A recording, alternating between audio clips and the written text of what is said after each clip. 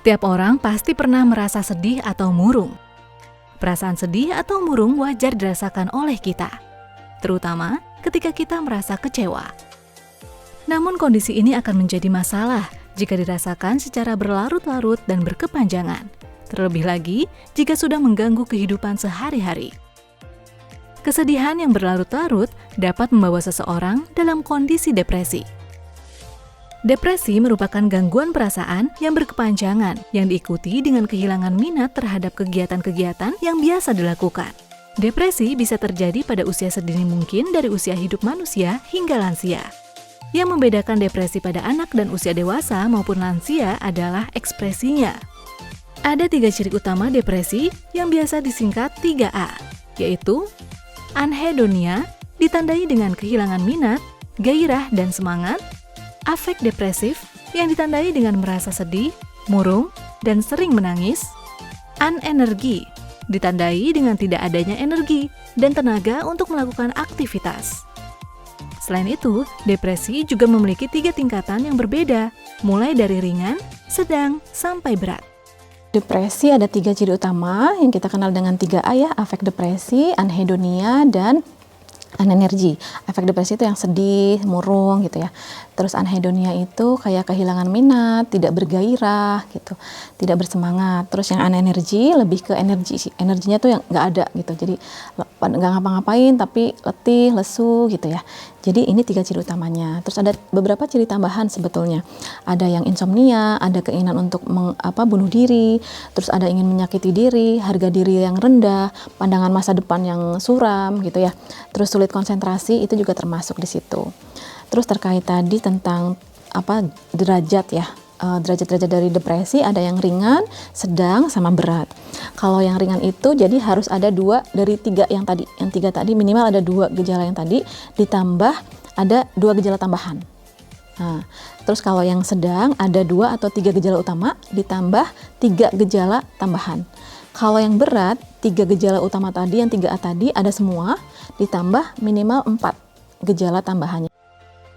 Gangguan suasana hati merupakan respon mental seseorang dalam menghadapi berbagai persoalan hidup. Biasanya, depresi akan muncul ketika semua masalah sudah menumpuk di otak, tetapi tidak tahu bagaimana cara mengatasinya.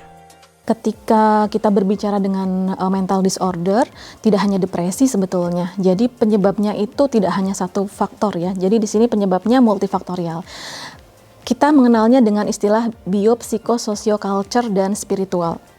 Faktor biologis yang pertama. Faktor biologis itu seperti apa maksudnya?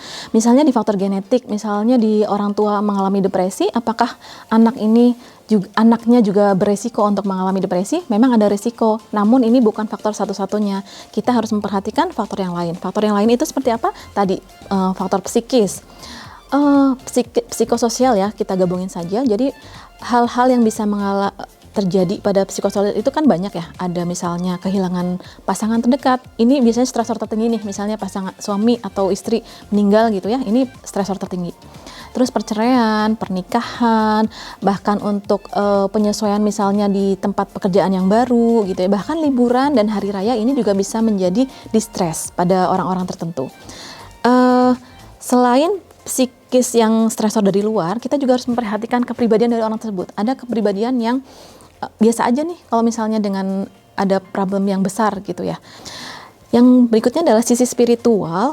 Kalau sisi spiritual kita bisa melihat ini sebagai faktor penguat atau bisa juga sebagai penyebab atau stresor. Tapi kembali lagi kepada individunya tadi ya. Misalnya dia tadinya nggak pernah mempelajari agama, terus ada value-value dalam agama ya, nggak boleh alkohol misal, terus nggak boleh rokok misal, terus dia tidak bisa menyesuaikan dengan value-value itu, pada akhirnya dia bisa jatuh dalam kondisi distress. Ketika seseorang mengalami distress, secara alami, tubuh akan menimbulkan ketidakseimbangan yang menyebabkan munculnya penyakit misalnya hipertensi atau keluhan-keluhan ringan seperti kaku di leher, insomnia, atau sistem imun tubuh yang melemah. Secara sosial, depresi dapat berdampak pada terganggunya hubungan interpersonal dengan orang lain, dan produktivitas akan menurun. Jadi ketika kita sudah mengalami depresi, pertama banyak langkah sih, banyak cara untuk orang mengekspresikan emosi. Ketika kita berbicara emosi, belum tentu yang kita marah-marah atau nangis berlebihan gitu ya, tapi bisa dengan cara yang lebih rasional. Misalnya dengan cara apa? Misalnya tadi ngobrol sama orang yang kita percaya tentunya. Terus yang kedua, bisa ada orang yang memang bisa rilis dengan ngobrol sama orang, tapi ada juga yang rilis dengan cara menulis di buku harian misalnya, atau ada juga yang rilis dengan cara olahraga gitu ya, atau mungkin banyak sebetulnya. Nanti pada akhirnya kalau seseorang ini menemukan, oh ternyata aku dengan ini bisa menaikkan hormon bahagia aku, itu pada akhirnya nanti akan, oh ketika aku muncul perasaan ini berarti aku udah punya banyak senjata nih, berarti aku bisa melakukan nulis, bisa ngobrol sama orang, bisa menghubungi siapa, atau bahkan sisi spiritual juga bisa ya, misalnya wudhu atau membaca Quran atau yang lain. Pokoknya intinya perbanyak sebanyak mungkin modal yang kita punya untuk menghilangkan pikiran-pikiran negatif, kita bisa melakukannya. Namun ketika kita sudah melakukannya, tapi pikiran negatif tetap ada, terus energi juga tetap nggak muncul, katakanlah mau nggak mau, ya itu saatnya kita untuk konsul ke profesional. Terdapat beberapa cara agar kita bisa terhindar dari depresi. Pertama, dengan mengenali dan sadari emosi yang muncul, lalu beri ruang untuk berpikir sejenak. Kedua, relaksasi nafas yang bertujuan untuk memberikan oksigen sebanyak mungkin ke otak. Ketiga, mengambil keputusan sesuai kondisi yang dialami. Dan keempat, melakukan manajemen emosi. Untuk menghindari gangguan depresi, yang pertama tentu saja kenali emosi-emosinya. Ini emosi apa sih? Emosi sedih kah? Marah, takut, cemburu, curiga, atau apa gitu.